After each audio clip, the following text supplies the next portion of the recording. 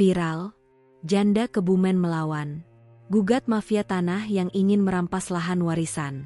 Di sebuah desa kecil di Kebumen, seorang janda tua bernama Busari berjuang mati-matian mempertahankan tanah warisannya dari mafia tanah yang rakus. Tanah itu bukan sekadar sepetak sawah. Di sanalah kenangan almarhum suaminya tertanam, di sanalah ia membesarkan anak-anaknya.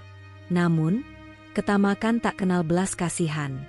Akankah keadilan berpihak padanya? Ataukah mafia tanah akan menang dengan kelicikan mereka? Saksikan kisah nyata yang penuh air mata ini sampai akhir. Komen daerah kalian dari mana?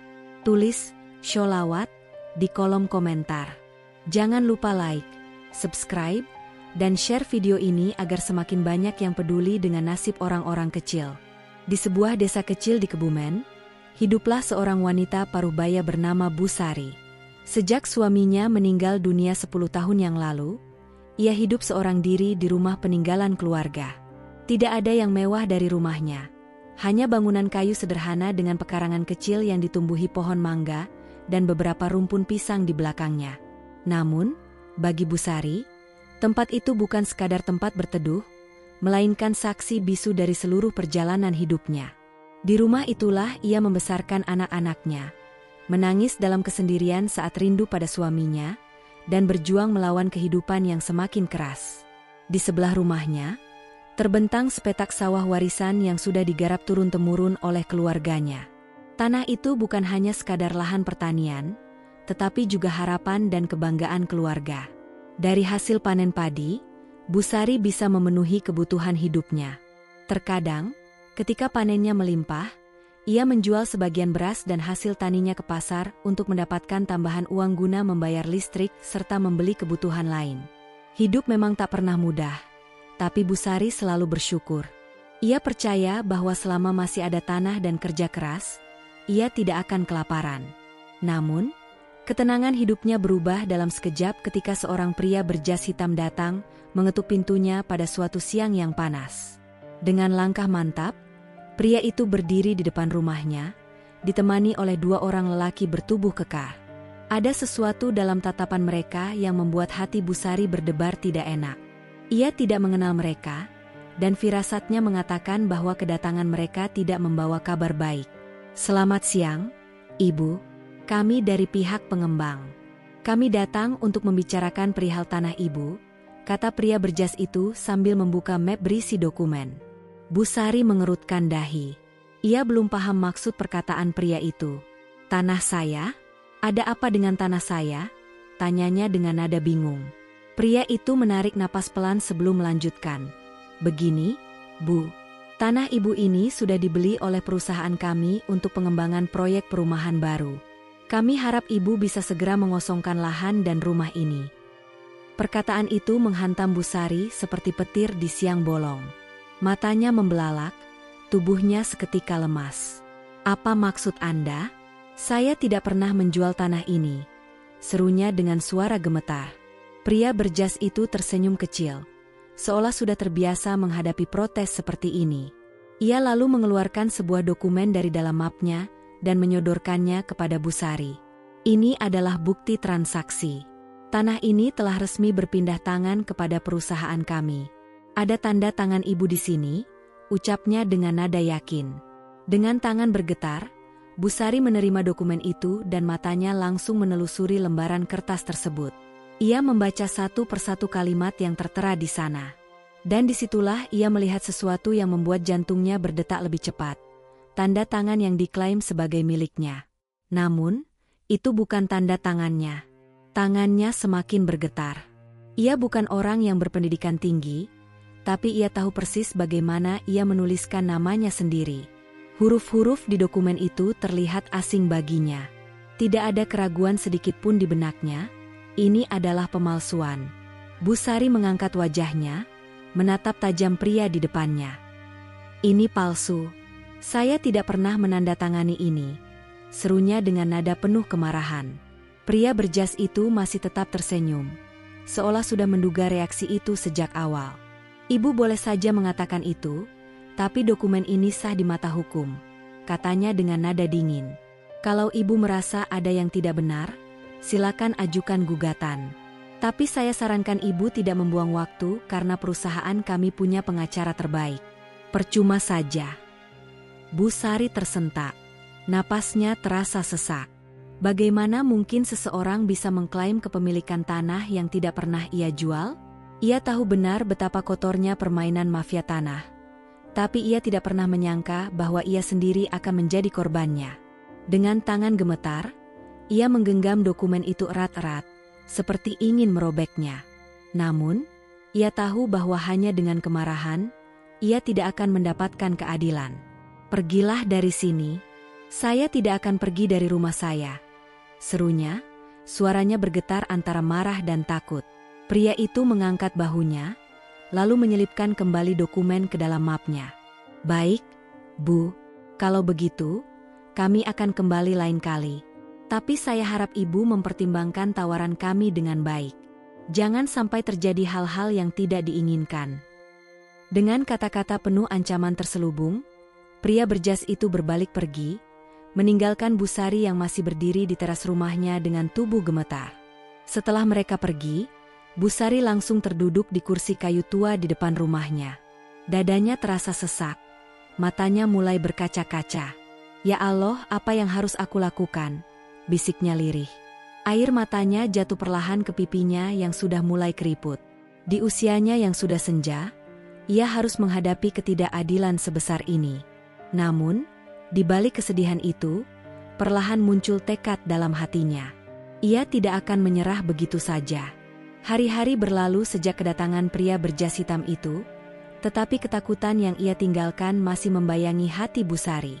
Setiap kali ia berdiri di depan rumahnya, ia merasa seolah-olah ada mata-mata yang mengawasinya dari kejauhan. Ia tak bisa tidur nyenyak. Setiap suara langkah di luar rumah membuatnya terjaga dengan jantung berdegup kencang. Malam-malamnya dipenuhi doa, berharap agar semua ini hanya mimpi buruk yang akan segera berakhir. Namun, harapannya hancur berkeping-keping ketika teror mulai datang satu persatu. Pagi itu, saat matahari baru saja muncul dari ufuk timur, Bu Sari bergegas menuju sawahnya seperti biasa. Di sanalah tempat ia menenangkan diri, menghirup udara segar, dan menyibukkan diri dengan pekerjaannya. Namun, begitu sampai di pematang sawah, ia langsung terduduk lemas. Sawahnya hancur. Tanaman padinya yang hijau, yang telah ia rawat dengan susah payah, kini terinjak-injak dan tercabik-cabik. Air di pematang sudah berubah keruh, karena jejak kaki kasar yang melewatinya tanpa peduli. Bu Sari menatap kosong ke arah hamparan sawah yang rusak itu. Hatinya mencelos. Siapa yang melakukan ini? Tapi, dalam hati kecilnya, ia sudah tahu jawabannya. Astagfirullah. Ya Allah, kenapa mereka begitu tega? Suaranya lirih, hampir tak terdengar. Tangannya gemetar saat mencoba menyentuh beberapa batang padi yang roboh, seakan ingin menyelamatkan apa yang tersisa. Namun, tak ada yang bisa diselamatkan. Semuanya telah dirusak dengan sengaja. Air matanya mulai menetes, jatuh di atas lumpur yang mengotori kakinya. Tak lama kemudian, beberapa tetangga yang melintas melihatnya terduduk di tengah sawah dengan wajah penuh kepedihan. Salah satunya adalah Pak Darto, seorang petani tua yang juga memiliki sawah tak jauh dari tempat Bu Sari. Bu Sari, kenapa panjenengan duduk di situ? Tanyanya dengan cemas sambil berjalan mendekat. Bu Sari mengangkat wajahnya yang basah oleh air mata, dan menunjuk ke arah sawahnya yang hancur. Sawah saya, Pak, mereka merusaknya. Pak Darto ikut menatap pemandangan di depan mereka, lalu menarik napas panjang dengan wajah muram. Ia tahu siapa yang melakukan ini. Semua orang di desa tahu. Mafia tanah tidak hanya menggunakan hukum yang kotor, tetapi juga mengandalkan intimidasi untuk menyingkirkan siapapun yang menghalangi rencana mereka. Astagfirullah, mereka sudah mulai bertindak lebih kejam, gumam Pak Darto. Ini sudah keterlaluan. Beberapa warga lain mulai berkumpul. Mereka semua menatap sawah yang hancur dengan kemarahan yang mulai membara. Bu Sari bukan satu-satunya yang mengalami ancaman seperti ini. Beberapa warga lain juga telah menerima tawaran dari pihak pengembang, dan kini mereka semua merasa takut dan marah dalam waktu yang bersamaan. Bu, kita harus melawan. Kita laporkan ke pihak berwajib. Suara Pak Darto tegas. Namun, Bu Sari hanya bisa menggeleng lemah. Pak, mereka punya uang. Mereka punya orang-orang yang bisa memutarbalikkan fakta. Kita ini siapa? Suaranya lirih, penuh keputusasaan. Pak Darto mengepalkan tangannya. Ia tahu Bu Sari benar. Di mata hukum, orang kecil seperti mereka seringkali tidak berdaya. Tapi tiba-tiba, suara lain muncul dari belakang mereka. Tidak, Bu, kita tidak bisa diam saja. Kita harus berjuang. Semua kepala menoleh ke arah suara itu. Di sana berdiri seorang pemuda bernama Andi, seorang mahasiswa hukum yang baru saja kembali dari perantauan. Ia adalah anak salah satu warga desa yang kini sedang menempuh pendidikan di kota. Meskipun belum lulus, ia cukup memahami hukum dan sudah sering mendengar tentang kasus-kasus mafia tanah yang merajalela di berbagai daerah. Andi berjalan mendekati Bu Sari, menatapnya dengan penuh keyakinan. Bu, saya sudah mengecek ke notaris. Dokumen ini jelas palsu, katanya penuh semangat. Bu Sari menatapnya dengan harapan yang mulai menyala kembali. Jadi masih ada kesempatan? Andi mengangguk. Ada, Bu. Kita bisa menggugat mereka ke pengadilan. Saya akan membantu sebisa saya. Para warga mulai berbisik satu sama lain. Harapan mulai tumbuh. Pak Darto menepuk bahu Andi dengan bangga. Kalau begitu, kita tidak akan diam. Kita akan melawan. Bu Sari menatap sekeliling, melihat wajah-wajah yang kini mulai bersinar dengan semangat. Hatinya menghangat. Untuk pertama kalinya sejak teror ini dimulai, ia tidak lagi merasa sendirian. Hari itu menjadi titik balik dalam hidupnya. Malamnya, Bu Sari duduk di dalam rumahnya dengan secari kertas di depan meja kayu sederhana. Ia melihat kembali tanda tangan palsu yang mengklaim bahwa ia telah menjual tanahnya.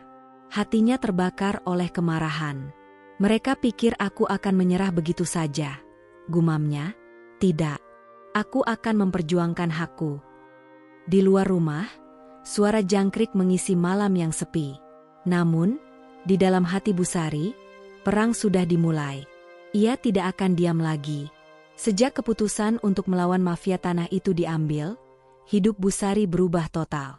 Hari-harinya yang dulu tenang kini dipenuhi oleh rasa waspada yang tiada henti. Setiap kali ia melangkah keluar rumah, perasaannya bercampur aduk antara ketakutan dan keberanian.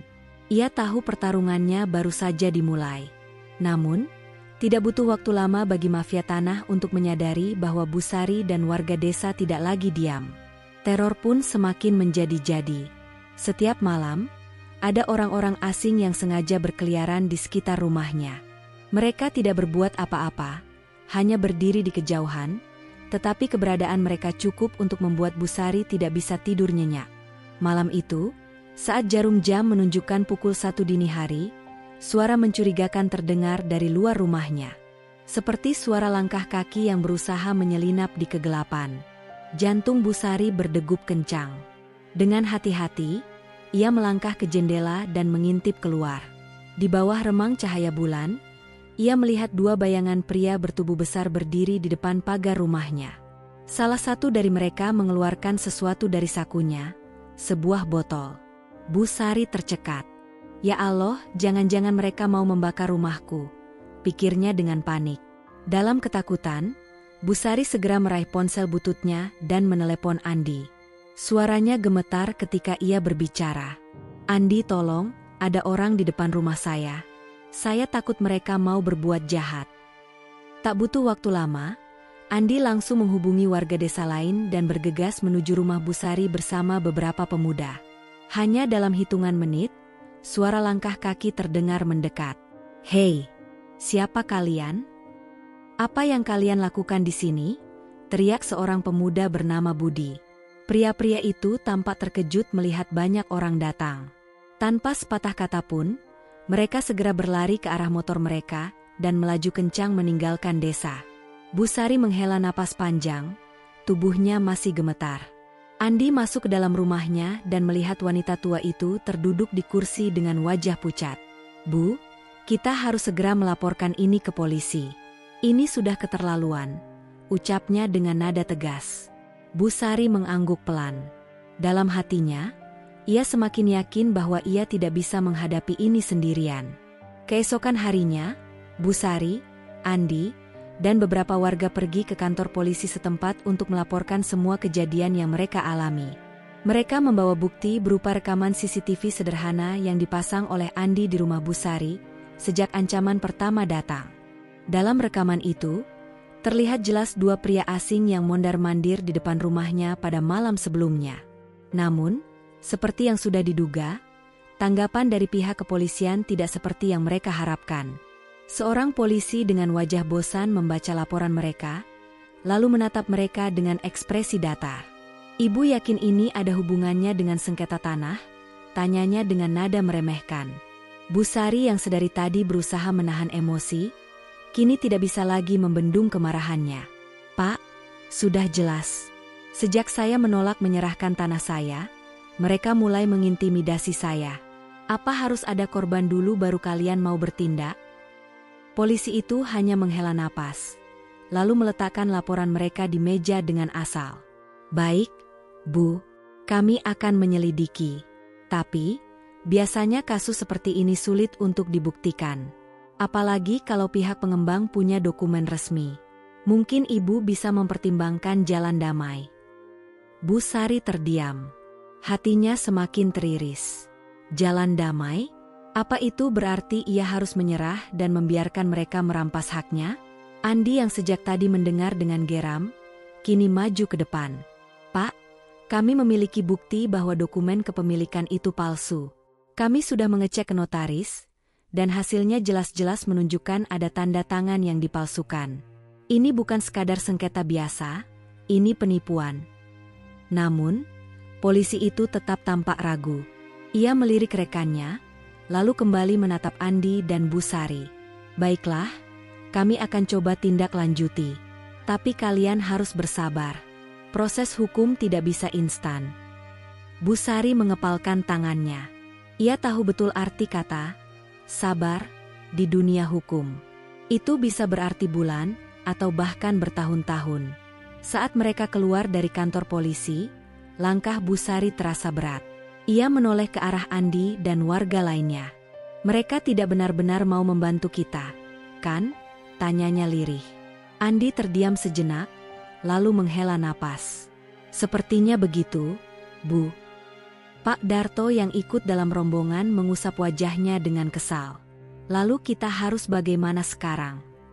Semua terdiam. Namun, tiba-tiba Andi menatap mereka dengan penuh tekad. "Kita harus membuat kasus ini viral." Semua orang menoleh ke arah Andi dengan bingung. "Maksudmu?" tanya seorang warga. Andi tersenyum kecil, matanya penuh keyakinan. "Jika hukum lambat bertindak, maka kita harus membuat semua orang tahu tentang ketidakadilan ini. Kita akan menyebarkan kisah Bu Sari ke media sosial. Kita buat masyarakat tahu bahwa mafia tanah tidak bisa terus berkuasa seenaknya." Bu Sari menatap Andi dengan harapan yang mulai menyala kembali. Mungkin ini adalah jalan yang bisa mereka tempuh. Mungkin ini adalah cara mereka untuk melawan. Dari situ, perjuangan mereka mengambil arah yang baru.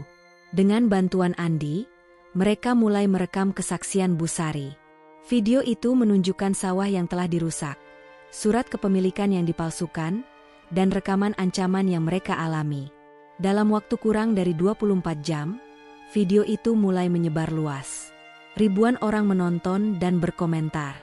Banyak yang marah, banyak yang bersimpati. Bahkan beberapa aktivis dan jurnalis mulai tertarik dengan kasus ini. Bu Sari tidak lagi merasa sendirian. Ia tidak tahu bagaimana akhir dari perjuangannya, tapi untuk pertama kalinya dalam hidupnya, ia merasa memiliki kekuatan. Dan ia tidak akan mundur. Keesokan harinya, pagi di desa itu tak lagi sama. Biasanya, hanya terdengar suara burung berkicau dan langkah-langkah petani yang berangkat ke sawah, tetapi kali ini, ada sesuatu yang berbeda. Warga desa berkerumun di rumah Bu Sari. Mereka membicarakan sesuatu dengan semangat, menunjukkan ponsel mereka satu sama lain. Wajah-wajah mereka tak lagi muram, ada secercah harapan yang mulai muncul.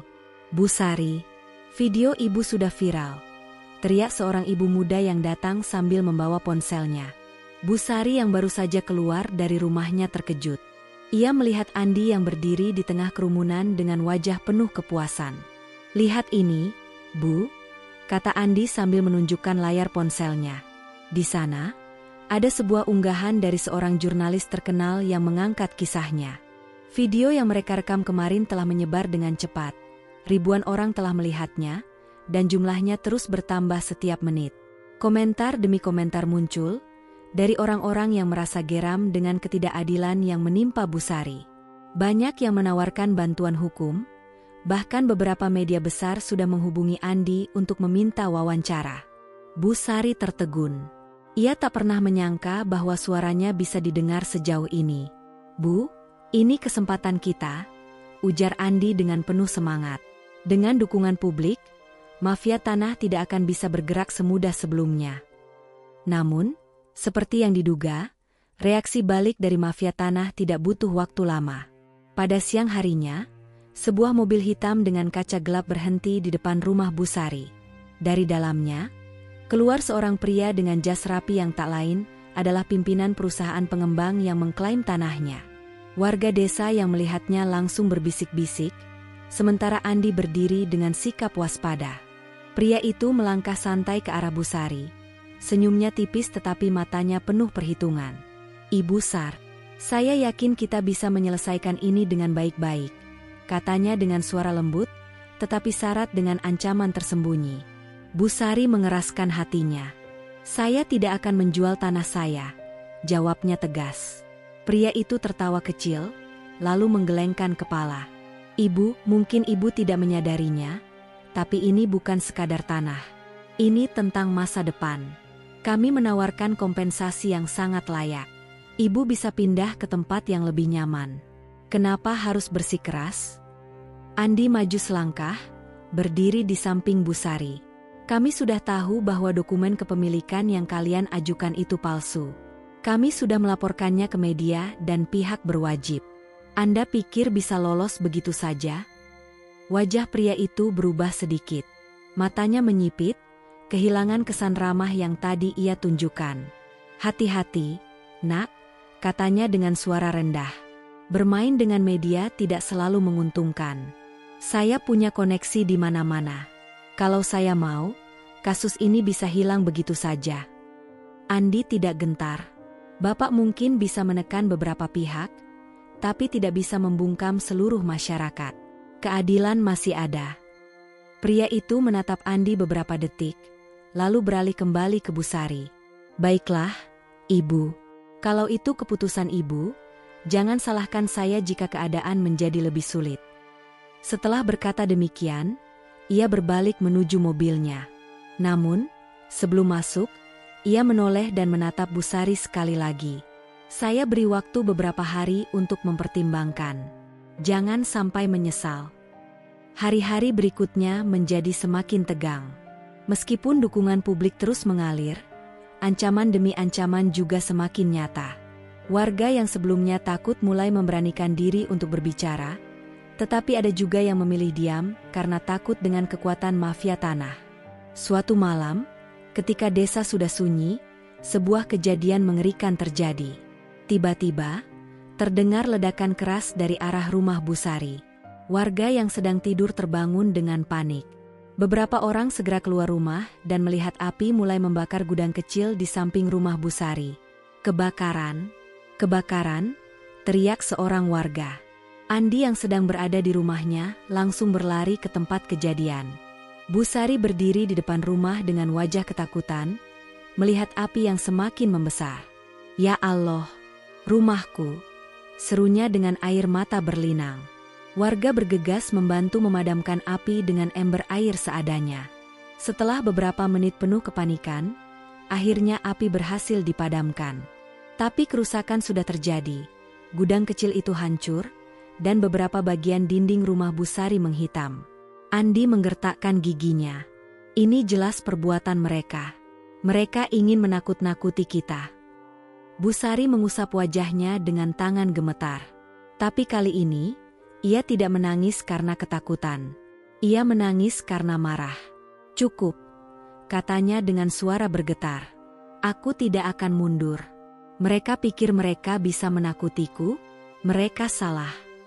Warga yang melihat mulai ikut bersemangat. Kejadian ini justru semakin membuat mereka bersatu. Kita harus segera menyebarkan ini lagi ke media. Biar seluruh negeri tahu bahwa mafia tanah sudah bertindak keji, kata salah seorang warga. Andi mengangguk. Ia tahu ini adalah momen penting. Keadilan harus ditegakkan. Keesokan harinya, berita tentang kebakaran itu menjadi viral. Banyak orang marah dan mulai memberikan tekanan kepada pihak berwenang. Tagar, "Selamatkan Busari" mulai trending di media sosial. Dan akhirnya, satu kejutan besar terjadi. Pada hari yang sama, sebuah tim investigasi khusus dari kepolisian pusat turun langsung ke desa. Mereka mulai memeriksa dokumen tanah, mewawancarai warga, dan bahkan menangkap beberapa orang yang dicurigai sebagai pelaku intimidasi terhadap Busari. Saat melihat beberapa pria berjas yang biasa mengancamnya digiring masuk ke mobil polisi, Busari menatap langit dengan mata berkaca-kaca. "Alhamdulillah," bisiknya. Hari itu, keadilan akhirnya mulai berpihak padanya. Namun, ia tahu perjuangannya belum selesai. Ia harus terus mengawal kasus ini, agar tidak ada lagi orang kecil yang menjadi korban keserakahan orang-orang berkuasa. Dan hari itu, Busari resmi menjadi simbol perlawanan terhadap mafia tanah.